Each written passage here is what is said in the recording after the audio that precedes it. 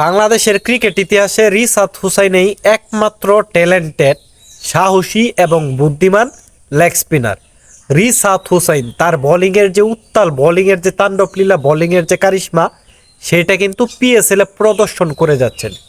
লাহোরের হয়ে অভিষেক ম্যাচে কিন্তু রিশাদ হুসাইন 31 রানে উইকেট নিয়েছিল তিনটা, এবং গত ম্যাচেও কিন্তু এই রিশাদ হুসাইন করাচি কিংসের বিপক্ষে দুর্দান্ত বোলিং, দাপুটি বোলিং, মাত্র 26 রান দিয়ে রিশাদ হুসাইন নিয়েছেন তিনটি মহামূল্যবান উইকেট।